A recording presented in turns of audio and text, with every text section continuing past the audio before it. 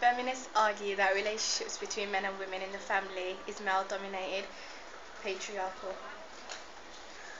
Feminists call for greater equality between men and women, but differ in terms of how they explain women's oppression and exploitation in the family. Feminists generally want equality between men and women, but differ in terms of their explanation of the causes of women's oppression in the family. There are different types of feminism. The first one is liberal feminists. Okay, they have a mom there, and then nursery she's gone to back. Liberal feminists see legislation and policies as crucial in combating inequalities experienced by women. They would encourage the government to produce policies that would enable women to have flexible working patterns to fit with the demands of childcare.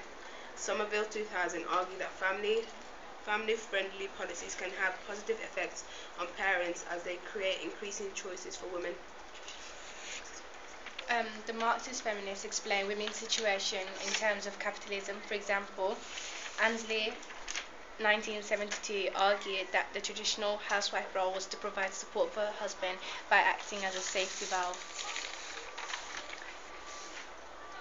By this she meant that the frustrated feelings that the husband may feel towards his job would be absorbed by her, soothed away, rather than being stored and acted upon against the exploitative capitalist system. Marxist feminist Benson 1972 argues that the family exploits women by expecting them to reproduce and rear the future workforce for free. The last type of feminist is radical feminists. Radical feminists see the structure of society as being patriarchal as well as the unit of the family.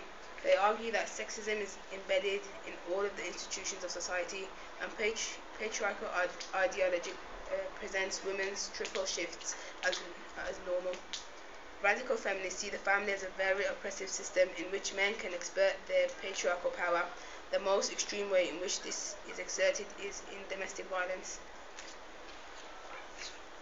Delphi and Leonard 1992 argued that the family is patriarchal institution through which men dominate and exploit women. It is an economic system in which the male head of a household gets unpaid domestic, sexual and reproductive work from women in return for substance and occasional gift. Bernard 1998 argues that men gain more from marriage than women. Married women have higher morbidity and earlier mortality than married men and unmarried women, whereas married men tend to be healthy and live longer than unmarried men. Barrett and McIntosh use the concept of antisocial family as well as being critical of the way that women are exploited and the gains made by capitalists at the workers' expense. They also challenge the way that any alternative ways of living are developed.